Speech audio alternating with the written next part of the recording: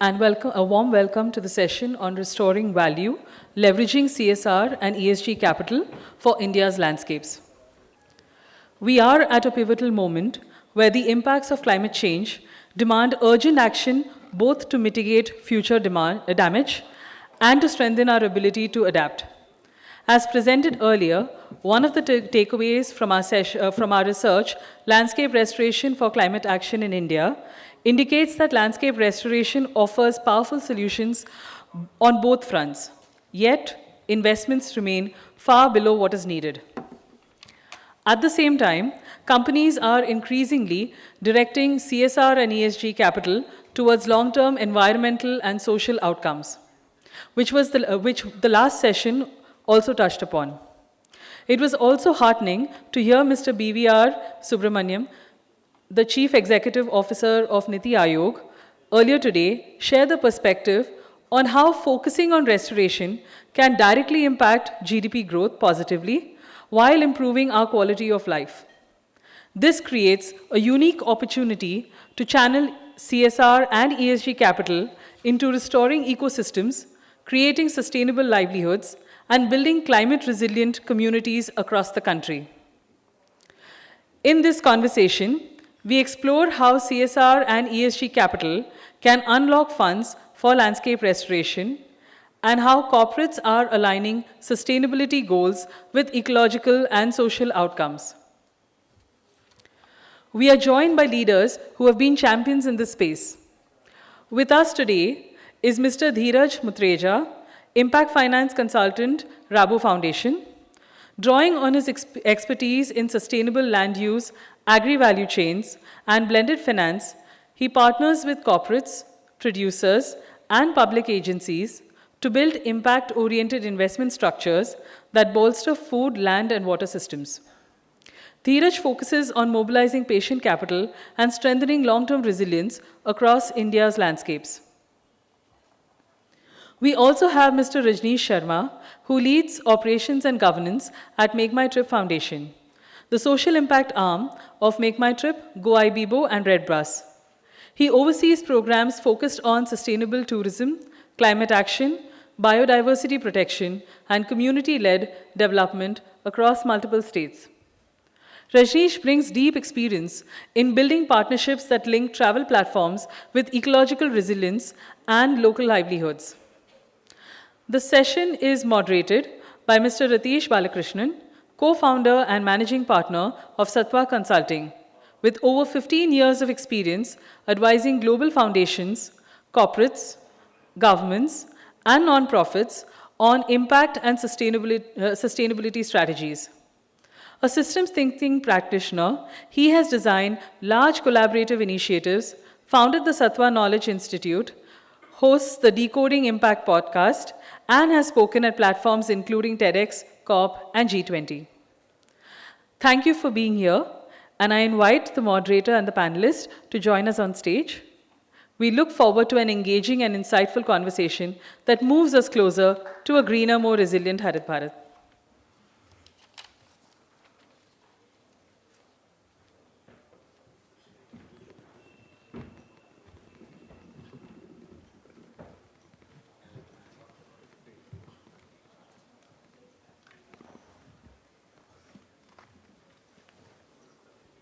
Hi, it's a pleasure to be here, and it's a good segue from the last session, which I thought covered a lot of very interesting points on financing and so on.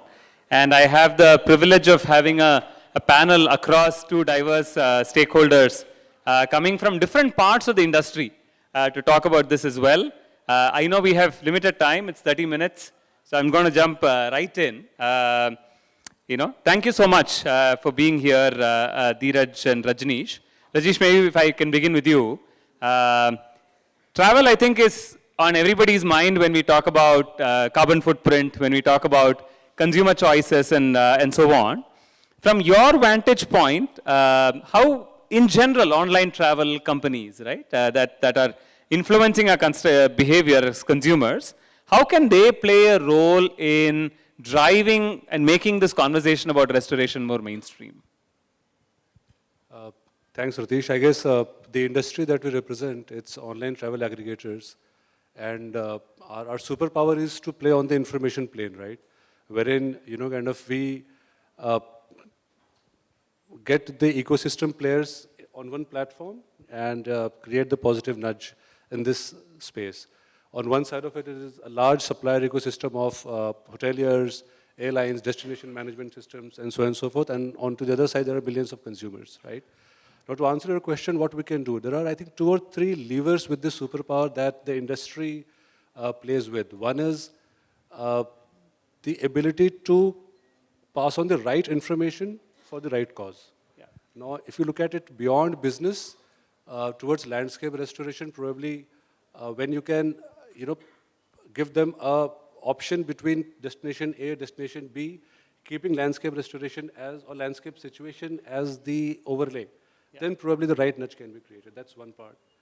Secondly, onto the other side of the ecosystem, when you look at the hoteliers, you can tell them that, look, how many people are actually demanding or looking forward towards the sustainable practices or the destinations which are, good to be visited in the perpetuity. That is the third part. And I think we enjoy the luxury of operating at scale. Yeah. That allows us to forge partnerships with the local institutions, the government bodies, the NGOs, the community institutions. So that also we can probably leverage to create those, positive ecosystem to first prevent any degradation and then to restore. These are the 2 or 3 things probably as an industry that we can do. Absolutely, and I just want to underline the point that you made around access to data, which is you have the information on how consumer behaviors are shaped, where are people traveling, what choices they are making, and we are speaking to a think tank organization here. For them, access to data like this can actually be very, very important to even map behaviors and so on as well, right? And like you rightly said, you work at such a scale that it makes it a lot more tangible for us to understand. Dheeraj, I want to come to you. Rabo Foundation has globally been a very active player in the conversation on sustainable agriculture. And one of the questions that agriculture constantly has is the question of where is the role of the market and where is the role of government and philanthropy, etc. Would love to hear your thoughts on how do you see the role of private sector? When we talk about food, land, and water systems, what role can they potentially play? Thanks, Rathish. But before I give you an answer, I thought I should explain what Rabo Foundation does for people sitting here who doesn't know about it. So Rabo Foundation is social fund of Rabo Bank. We are based out of Netherlands, and we are a charity organization based out of Netherlands with an objective to improve livelihood of smallholder farmers. We are present in Latin America, Africa, South Asia, and Southeast Asia. In India, we work with our partner banks and NBFCs to facilitate credit to smallholder farmers, agri-SMEs, agtech startups, and FPOs through our financing programs. Now, coming to your question, you have asked a very overarching question, government, private sector, regulators, what role can they play? And when you talk about sustainable landscape, unlike other sectors, this is a sector which requires patient capital, a lot of effort on the ground, and it is something which doesn't give you result even in 2-3 years. This is something which requires 7-10 years. In 2018, we partnered with USAID and 2 NBFCs, Savanthi and Ananya, to launch a Sustainable Landscape Guarantee Program. It's a 10-year loan portfolio guarantee program that's still ongoing. And it has been fairly utilized. We would like to see more utilization. But one of the challenges we see is less bankable assets being available in the sector for our NBFC partner to bank them. What needs to be done? I think most important is the regulations by the state central government needs to be, formed in a way that facilitate implementation actors so that they can work on, landscape projects. Because if you talk about agroforestry, NDFP, it's not easy. Not everybody does it, and there are not many players who are involved in it to at least take it on a large scale. You would find many implementation actors doing on a pilot-wise basis or on a small areas. But for a large-scale project where it will have an impact on, on climate, you don't see it much happening. And that's where you need state government, central government to frame rules to allow such projects to happen. If I can maybe double click on that a little bit in terms of, because you touched upon a very important point that even when the capital is available, the role of the state becomes important. What kind of rules do you think will enable and facilitate faster and broader action?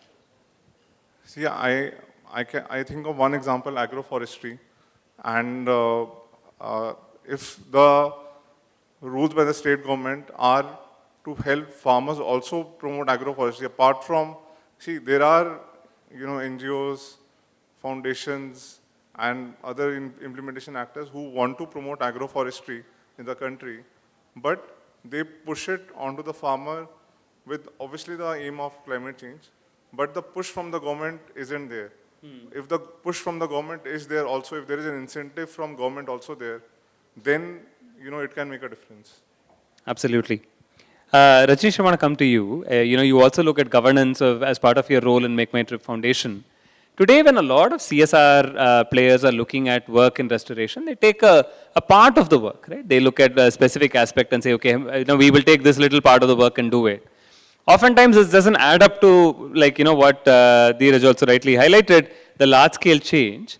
Are there ways in which, either as a collective or as individuals or through government action, we can nudge this point activity to something that is a lot more valuable from a restoration perspective in some of these landscapes? Actually, bang on. So most of the, I think, NGO players, they work in silos. That we have also realized. The same problem is looked at through different angles, and they don't kind of try to merge or confluence their ideas and try to work together. This is the biggest challenge. We have 24,000, I think, crores of CSR funds listed, maybe a couple of years ago data, and 24% of that fund goes to Maharashtra, yet the poorest village is in Maharashtra, right? So maybe a couple of organizations can come together and look at the same problem. That is one of the biggest roadblocks that I have personally seen. Second, government is a very strong institution. The mechanisms of incentivization, de-incentivization, they work beautifully if they are participating. Third is, I think, from the policy side, every policy is good. Where we fail is execution at the last mile. If you look at Swachh Bharat, urban, Swachh Bharat, Gramin, funds are distributed. If you look at J&K, for example, I think a network of MRFs were made, material recovery facilities were made, but there is no one to operate them. Because the funds were granted, there is no local player to operate those MRFs. So asset is created, but it is kind of in the state of disuse. What probably we can do is create destination level funds, for example, and look at the 5-year horizon project. Rather than calling it a waste management project, you can call it a zero waste destination, for example, which includes prevention of single-use plastic, which includes recycling of waste at the destination level. People will collect waste and they will dump it with, let's say, Srinagar Municipal Corporation, they will go and put it in the landfill. There is no waste cyclicity. So that, and for one NGO to do it, it is a huge amount of cost. Yeah. People have to come together, forge partnerships, form coalitions, and look at a 5 to 6 year horizon. For example, when you look at tree plantation, we all of us, including us, we count how many trees did we plant. Did it add to the canopy cover? That is the restoration piece, right? We can say that I have cleared a tourism hotspot, but that tourism is a part, that hotspot is part of a destination. Like Manali is not a couple of peaks and other things, right? If you enter Manali, you will find a landfill site right at the entry of Manali. Who is looking at that? It is not a tourist hotspot, so no one is looking at that. It has to be part of that location rather than that particular viewpoint or particular trek or particular something else or a temple. It has to, you have to expand your horizon and then look for partners and try to solve it in a long-term basis. That's what we can do probably. And I think it makes intuitive sense for me also because, destinations are also high visibility areas. A lot of CSRs want to showcase the work that they are doing. This catches a lot of eyeballs. But I want to ask you a difficult question as a follow-up to that. What has to be done is clear. Like you rightly said, a destination is a unit. I love the idea of a destination fund, people pulling it together. The question often becomes who has to do it? Like who can take the role? Like you said, individual NGOs often find it hard to anchor it. If you were to set up a anchoring structure for it, who do you think should anchor something like this? Because sometimes when government does it, it tends to become a little coercive in its design. I don't know if you had any ideas on how and who could play that role of an anchor or a sutradhar to be able to make this happen. So I'll give you an example. We are going to launch this project, but I'll not name before it's launched. So let's say we can partner with a big hotel at a destination level. Now, we are based out of Gurgaon. We are a tech organization. Right. But the hotel or any other ecosystem, for example, a group of hotels, they hold a lot of on-ground forces to deploy and to execute. Sometimes NGOs might not do that. They might seek advice and financial assistance on the regional level rather than someone calling out for reports and then checking and then doing due diligence and disbursing funds. Right. You need to have some local connections. So, for example, let's say we can partner with Taj, or the Rabo Foundation can partner with a local agency in their own sector, some bank. Yeah. I don't know if it works then. Something like this. So one core anchor and a local, regionally based big organization or a willing organization, so to say, not too big, they can anchor. With governments, you can have a no-cost MOU with them, right? Right.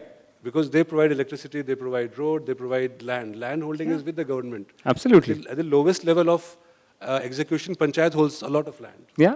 Right? They have to be part of the process. Maybe they can also anchor. You can create, a consortium of sorts, right?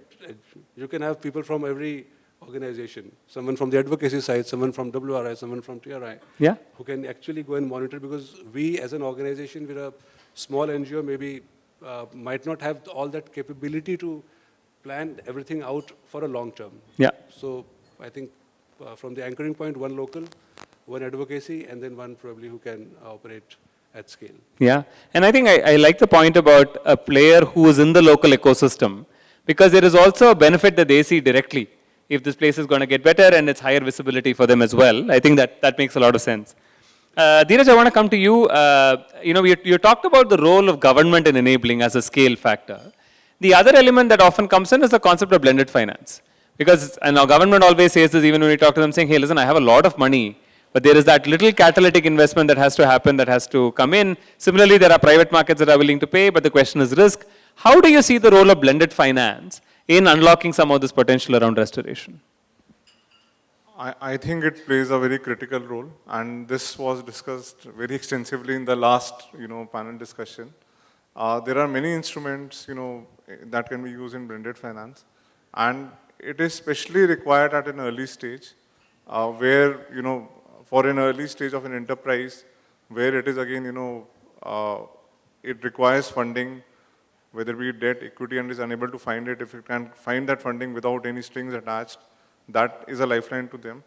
Also, when that early stage matures but has still not become mainstream or commercial enough, you still need blended finance in the form of a patient capital, low-cost patient capital that can actually help it survive the volatility that it will have in its, life cycle in that stage.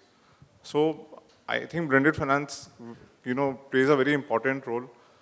We as a foundation have been active in this space for the last 12 years, providing many blended finance instruments, starting from credit guarantees to soft loans to, to our beneficiaries that I talked about. We have partnered with banks and NBFCs here, provided credit guarantees, be it pari passu, be it first loss, be it for AgTech startups, be it for FPOs, or even, facilitated financing for smallholder farmers.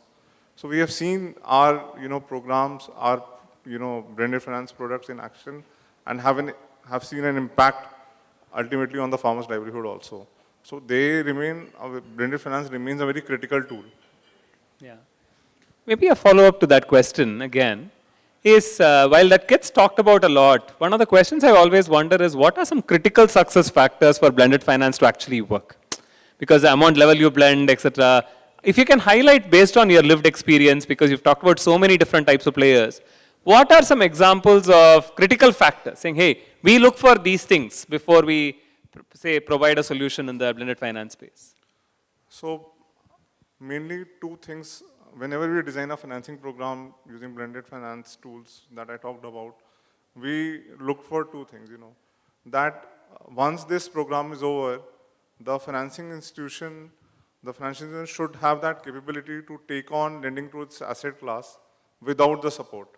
So say if we have provided a credit guarantee for 5 years or a soft loan for 5 years, after those 5 years are over, then that financial institution should be able to look at the asset class, say FPO, that they are financing, and say now we can, we have developed enough credit history with this FPO asset class, and we can finance it without any support. So there has to be a path forward after the program ends. It cannot be ongoing, continuous. Second, we see that there has to be an impact. If the impact of the program is not outlined properly, or if we do not see it, when we are designing a program, we see what does this financing brings? What is the additionality of this financing? Does it bring more coverage, bring more number of farmers into the fold, make mainstream financing available rather than, informal financing? What additionality is our intervention bringing? That is an important factor. Very, very useful points. Rajneesh, I wanted to come to you as an OTC, and we were speaking outside. One of the things you also mentioned is that the market starts to thrive when the supply and demand both meet. Like even if a customer today wants to meet an eco-friendly per choice, there have to be enough tourism operators, location service providers who are sort of taking it. For a company today, like let's say a hotel provider or any other company, what are some of their key levers for them to consider sustainability seriously? For the large brands like ITC and Taj, it's part of their brand. But there's a very long tail in tourism, even when you start searching. One question is, why would they take, aspects like sustainability seriously? And two is, what should be done to make them take it more seriously as well? Well, it's complicated mechanics, Rathish. So just to give you, a number, about 1 lakh hotels, right, on any platform. We're called OTA on, kind of all those platforms. About 1 lakh, out of 1 lakh properties, 25% would be the branded hotels, right, to Taj and other things. Rest 75% are non-branded. Right. If you go to Manali, you'll find, let's say, 3-5 stars and rest non-branded ones. Just to go to an example. Now, to be able to invest into green practices, you need to understand the value it's going to add into your saleability, number one. Yeah. Now, most of the destinations are seasonality based, right? They won't get 100% occupancy throughout the year. Sometimes they operate at 30% occupancy, 40% occupancy. And during the season for 3 or 4 months, it's about 80% occupancy. Yeah. Now to push them to invest into, let's say, solar panel instead of this, no one can do that unless they understand the impact. Right. Now you would have seen, I think for the last 4 or 5 years, you can choose whether you have to, go for the laundry change or not, right? Now that saves cost as well. Yeah. One, it is about the sustainability that you are, not wasting a lot of water. Right. Plus you are managing this. Some properties, what we have seen, they have their own bottling plants. They have moved away from those plastic bottles. Now, setting up one bottling plant will solve problem for years. But procuring plastic bottles in that number throughout the year, probably over a 3 to 4 year horizon, will cost more than that plant. Right? Now, this mechanics they have to understand. As an institution, as an organization, as I told earlier, we are trying to pass on this information, including the value and other things to them, to the hotels which are not branded. Yeah. So they are the ones who can bring about change. They are the ones who is the wider part of the denominator, right? Yeah. That is one part. Second, from the certification side, there are certifications. I mean, if you ask me, there are about more than 50 types of certifications. But in India, there are about only 300 hotels which are third-party sustainability certified. Across the entire country? Across the entire country. Wow. Third-party sustainability certified. Practices, there may be hotels, more than this, which practice. But they have not invested to get them certified. Yeah. Now, when you are talking about the demand-supply ecosystem, if you want to choose a sustainable property over any platform, leave aside mine, you won't get enough choices to make. Now, let's say you have a preferred location, preferred budget, preferred amenities, you won't get the preferred sustainability practices. So, as a platform, can I provide that information to you, or can you, make the choice basis that particular information if all the other parameters are meeting your requirements? So, we are not there yet, but as an industry, as the supply ecosystem, we are trying to create enough inventory so that consumers can get what they want and create that small ripple to sustainable inventory, sustainable hospitality ecosystem. Yeah, it is a little bit of a chicken and egg problem, because till the supply is there, you can't nudge the customers. Until the customers make the choice, they will not make that decision. In some sense, how do we sort of break that is going to be the critical question, right? Like, how do we perhaps signal to operators to say that some of this is going to result in better demand? But I do understand the challenge in some sense that you're laying out. Dheeraj, I want to come to you. We talked about supply side of the capital, which is blended finance, patient capital, the need for it, etc. One of the things I wanted to ask you is also, as a lead up to the previous question, what are some of the governance or partner characteristics that you typically notice in a landscape restoration program to say that, hey, they are ready for patient capital? One point you already highlighted is that a sustained investment, is there a way that will turn? But any other aspects that you think about from a partner characteristic point of view or a governance characteristics point of view that it makes you believe that, hey, this is something that is ready to take this material? So here, here our partner would be a finance institution and the implementing partner, implementation agency who's helping with the project. And what we see is definitely, one, the mindset of the finance institution. Are they willing to even get into this space? 7 years back we started when the Sustainable Landscape Program. Most of the commercial banks were not willing to take it up. Very few NBFCs were interested in taking it up, and ultimately 2 signed up with us. So we have to understand the intention of the financing institution. Are they willing to partner such projects? Are they willing to finance such projects? And then understand from them, what sort of comfort they need actually. Do they need a long-term capital? Do they need, risk mitigation in terms of guarantee? Second, in the implementation agency, we need to see the experience, I think a lot of people are sitting here belonging to, in the sector. They would know that not all implementations are the same. Everybody has a different capability, different experience, and you need to find the right partner. Ultimately, you want your project to be successful because it's going to be a long-term project. These land restoration projects, agroforestry projects are going to be long-term projects, so you need somebody who has the experience and who can stay in the game, long enough to ensure that, because every year things will change. It's not that when you start a project, you will get the output. Every year something or other happens, and then you will have to make adjustments, and you have to make sure that the project is implemented successfully. So capability at the finance institution level and at the implementation agency level is very important for us. Governance-wise, yes, transparency is one thing. Regular monitoring is something we look at. Whenever we do a project, we have realized that this regular monitoring is what keeps things in line. Without that, it's you give money and forget about it. So until you have regular monitoring mechanism and the information is shared transparently, discussions are held transparently with you, then things are will be in line.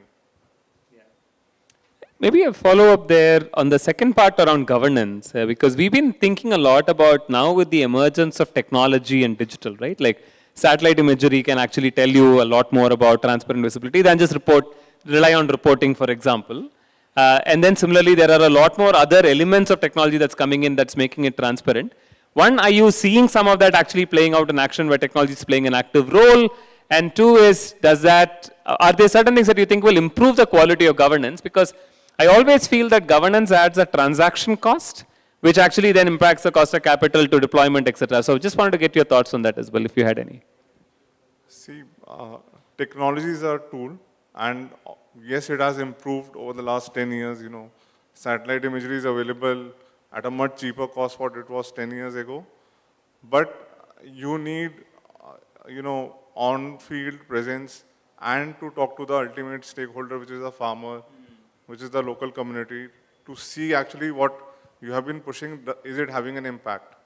Because even if you, if you feel that you have achieved in the project, but your local community or the farmer is not benefiting, then there is something lacking. No, absolutely. Rajneesh, I'm going to follow up on the previous question I asked you because we left it at the chicken and egg problem state, saying, yaar, karna kya hai type thing.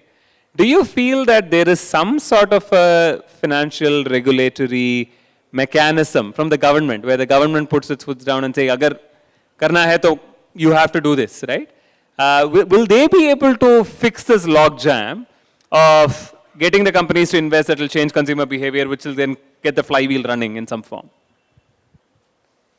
I think government is a very potent organization. We undermine it. We always try to say that they don't do anything, right? If they want, for example, at the local level, at the lowest level of Panchayat as an institution is very capable financially as well. And in terms of incentivizing and de-incentivizing certain practices, number one. Now, at a destination level, government can maybe launch a destination fund that we just talked about, right? And invite PPPs, wherein they are just the enablers, and from the implementation point of view, financing point of view, private institutions, they can collaborate and come. Right. It's just that they have to stick to the plan, because the problem with the government is the people change. So the plan that you resolve for example, that should be institutionalized and passed on to the kind of people who are managing that desk. Yeah. That is one. So government, if they want, they can really create a lot of impact. So wherever we have worked as part of MakeMyTrip, CSR or MakeMyTrip Foundation, both ways, we have ensured that government participates in the process. Yeah. Even in Manali or in Kempty Falls, the One Panchayat is very a potent organization in Uttarakhand.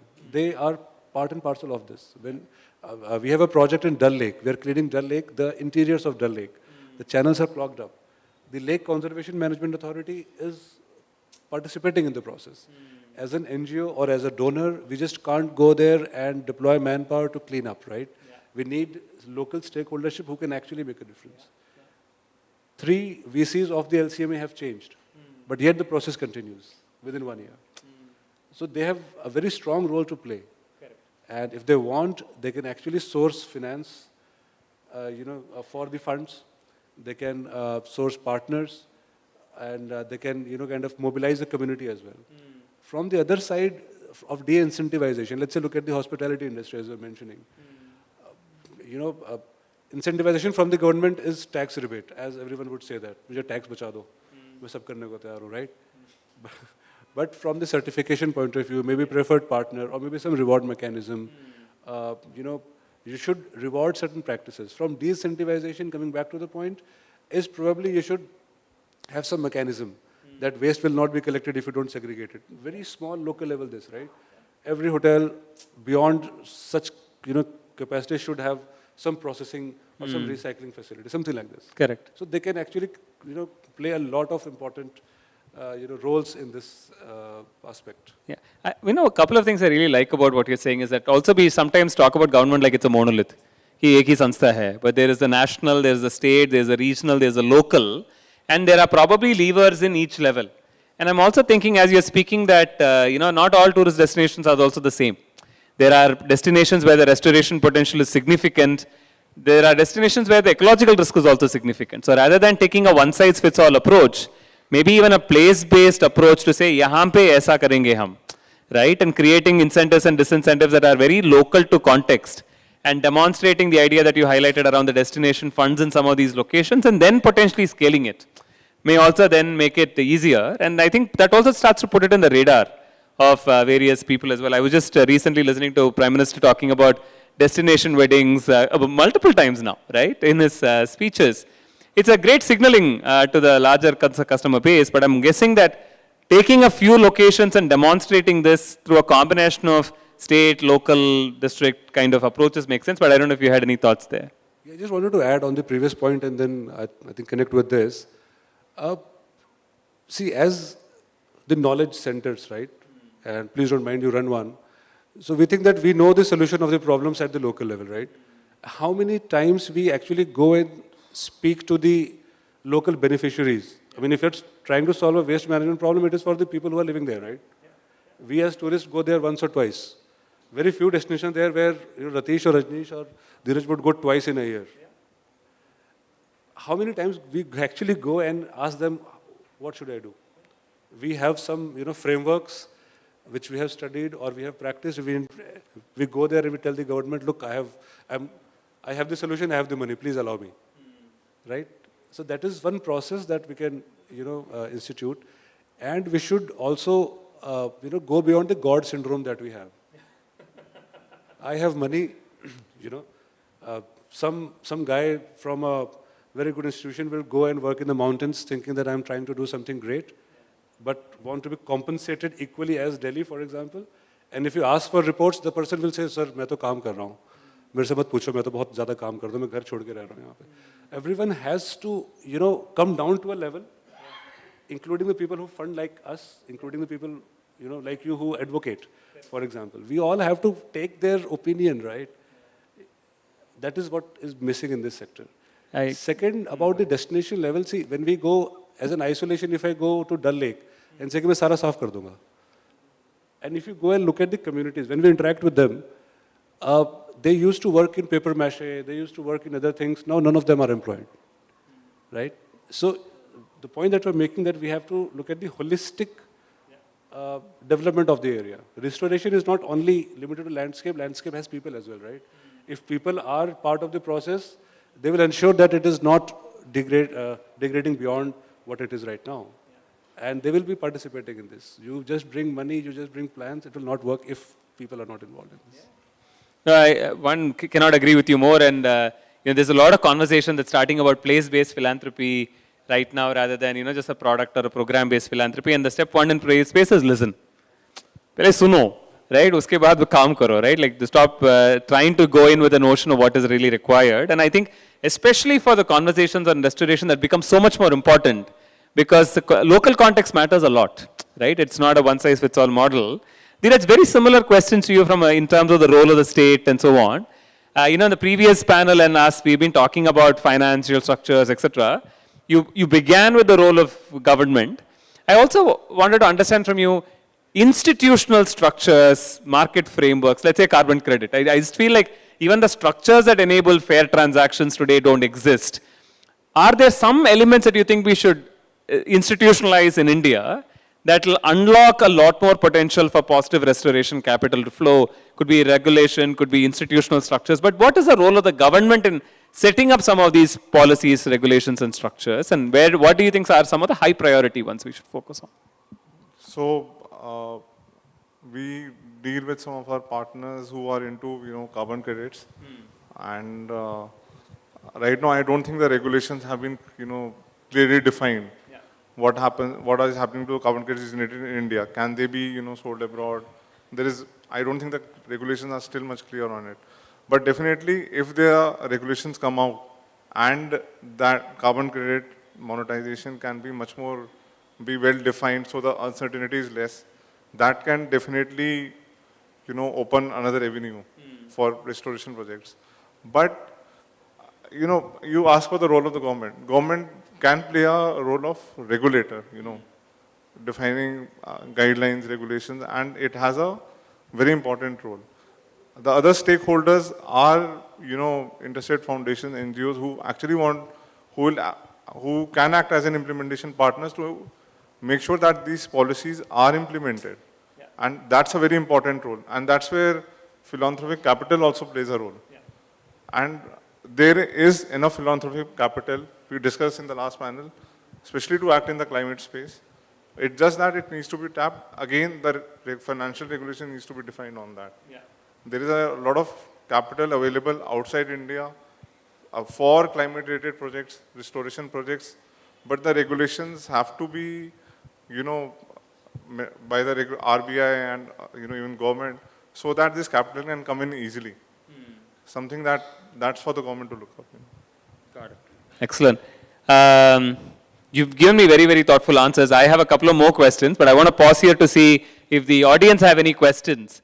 for you, and maybe we'll just take a pause and get some questions, and before I come in and ask a few more questions from my side. Any questions from anyone? Yes, Arun.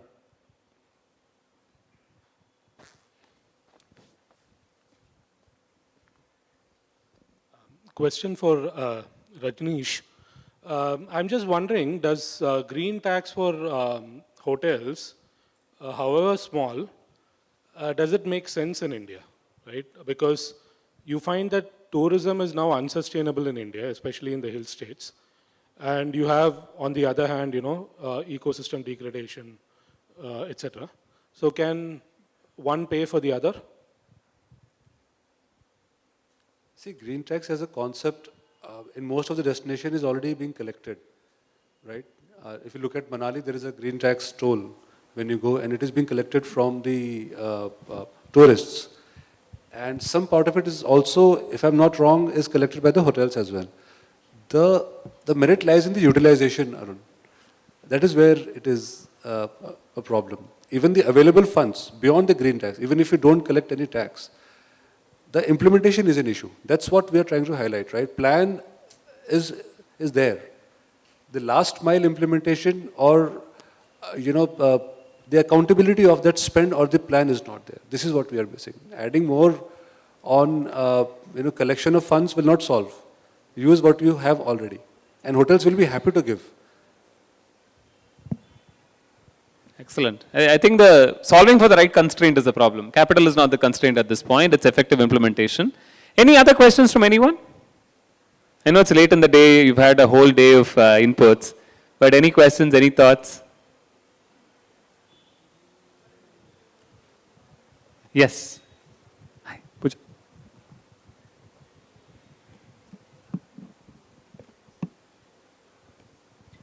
So one question on behalf of, I'm Divya from WRI India. One question on behalf of the partners that we work with, that work on the ground, basically grassroots organization. Any suggestions or advice on what they can do to make their landscape restoration projects more investment ready for CSR ESG capital? I think if you show an impact of the project, and I think most restoration projects are long term. If you're able to show proper impact on the community, the farmers, on the land, then you can get access to funds. Impact is the most important part that I find lacking in some of the projects, not all.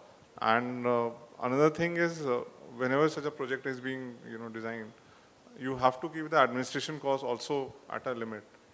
It cannot eat up to 50% of the cost of the project. Then philanthropies lose interest.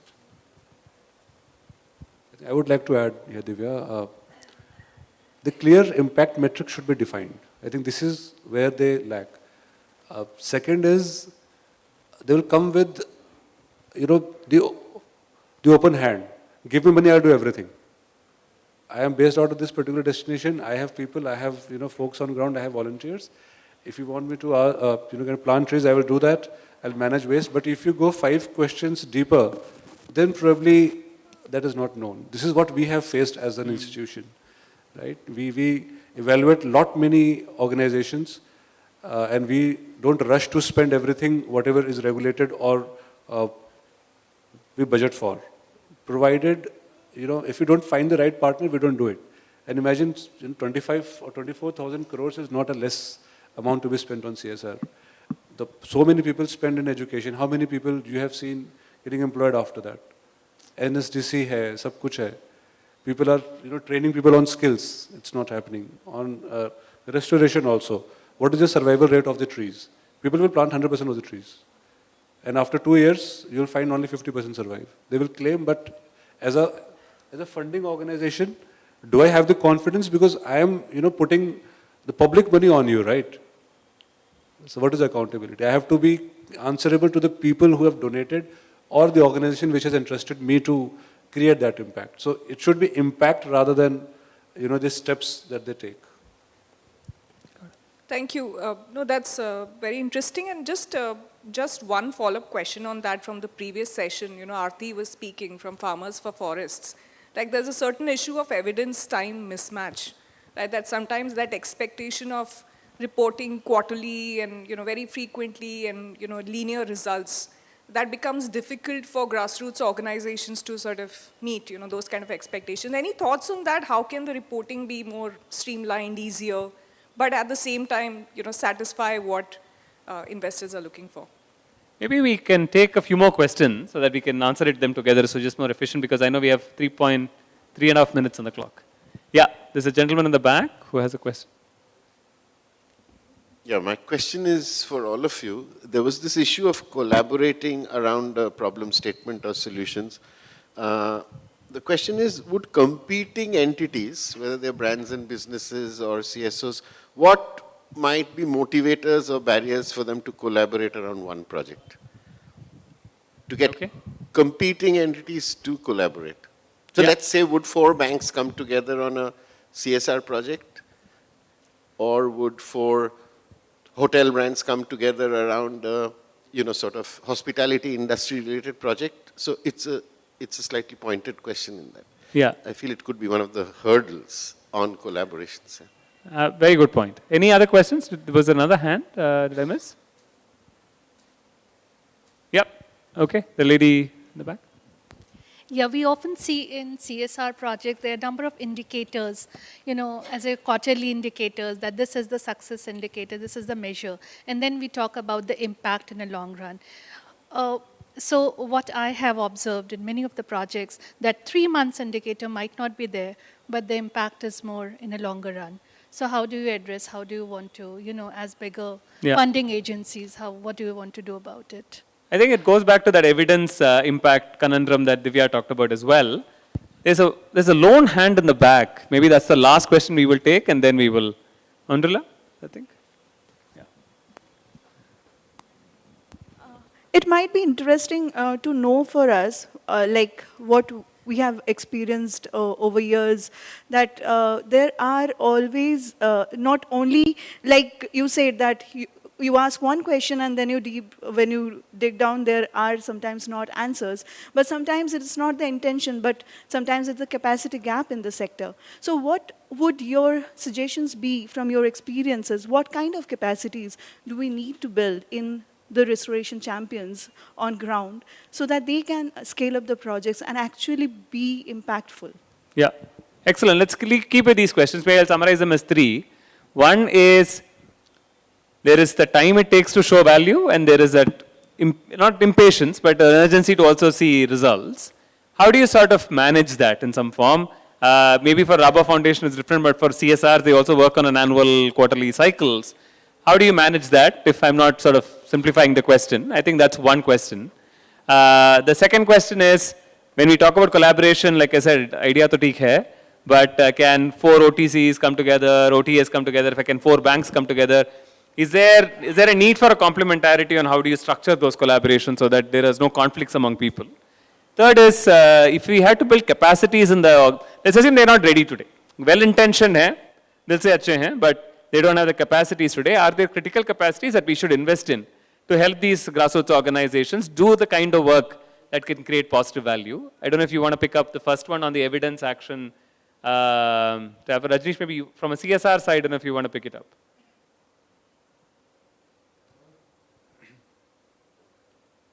See, I think I'll go in the reverse order, if I may. Please. Right? Please. So, sir, to answer your question, when you were talking about the collaboration, so there's a concept called teal organization, right? Wherein they're connected with purpose. They're not competitors as such. We are not trying to compete or, kind of spear into some other business, right? But we are connected to achieve the same thing. And so when organizations, let's say one of the other OTAs, the leading OTAs of the world, we may partner to create a collective impact at a destination level. I don't think there will be any harm. Hotels in the same area, they can also collaborate together to participate. There is no, the brownie points to do more than the other, right? I mean, if I am able to sequester 1,000 tons or 1,000 tons or 1 lakh tons, if someone does 80,000 tons, I don't feel like a winner, right? In that. So probably joining hands is a much better collective impact, and we can say that, the joint impact is 2 lakh tons of carbon sequestration. No one is asking how much did you do individually, right? I think there was some, the 4 major tech organizations, it was the second edition wherein they collected, I think, billions of dollars to sequester a lot of, carbon, right? And they were investing a lot of money into this. Maybe Amazon and, I don't know, Meta, or like 4 big organizations. I'm so sorry, pardon my ignorance in this, but that's the second edition that they have done. They have come together. I don't think personally as an organization, as an industry, people would have any challenges. About the capability building, I think what I have found as a red flag is the visibility of what they want to achieve. As, for example, in waste management, waste cyclicity, they don't know what is going to happen. Are they commissioning the plan to recycle and pass on the benefits to the community where the waste was collected or segregated? Because then there's a visibility in the community that, okay, if I practice this, if I change a behavior, it is coming back to me as a benefit, right? Some tangible benefit. I think you can take the first one. So I will also start from the reverse. So you talked about, capability at, resource institution at implementation agency level. And I think what I have found in my experience is a lack of human capital and financial capital, which cripples them to actually do their work much more. And that is true, and you need to provide funds for that. They lack funding in that, and you need to provide that. It's a real problem, and funding needs to support that. Second, you asked on collaboration. We have run many financing programs in agri-finance for smallholder farmers. The pie is big enough for many of, competing NBFCs or banks to come together to join hands for a particular program. So I think if you feel that, the pie is big enough, then you will not have any, this competition issues. Collaboration would be there. Plus, the role of a neutral agency which is bringing them together is also very important. As a foundation, being a long player in the, old player in the sector, we know our partners very well, and they have no harm in collaborating together with us. Similarly, in other sectors also, if there is a neutral agency, I don't think anybody would have an issue in collaboration. And finally, on your reporting, see, we like to, when we design programs, we like to mention a lot of indicators, we have stipulated so much.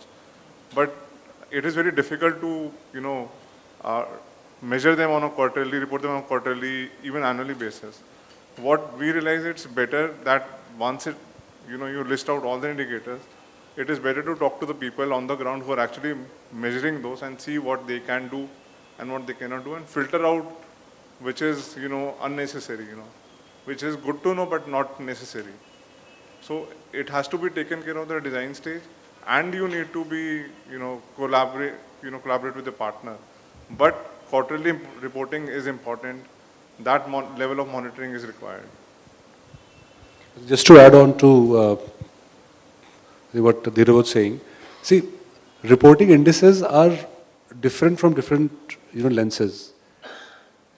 Is it outcome based or action based? That is something which we have to see. For example, in most of the projects, people say that 60% of the population is made aware, right? If you ask them after 3 years, the same 60% will be made aware. What is the change? They will go into the villages, they will collect everyone together, and they will kind of take the sessions, sign kara lenge, register minty kara denge, and then what is the change? Out of that 60%, how many people actually started segregating, for example, or protecting the plants, or preventing something?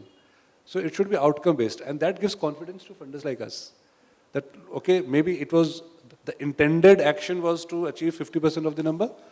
It was 30%, but that 30% is showing 10% improvement over the previous quarter.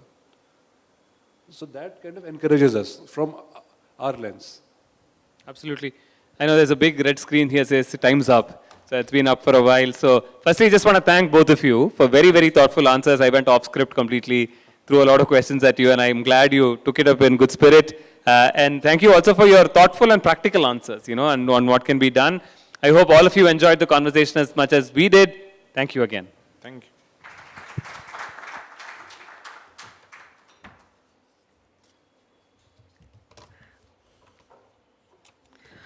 Thank you, Mr. Dheeraj Mutreja and Mr. Rajneesh Sharma, for an incredibly rich and forward-looking discussion.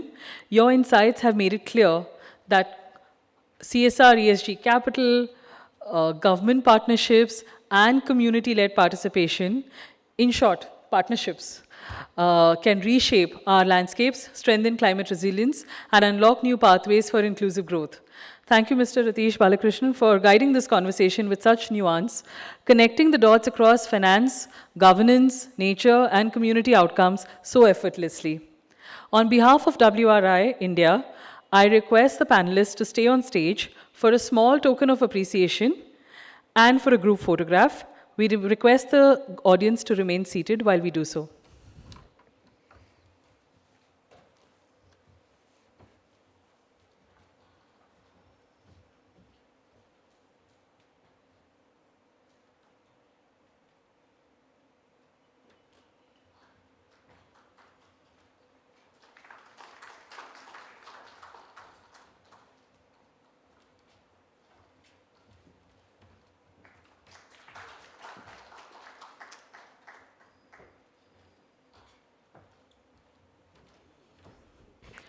A warm thank you to our audience for your engagement.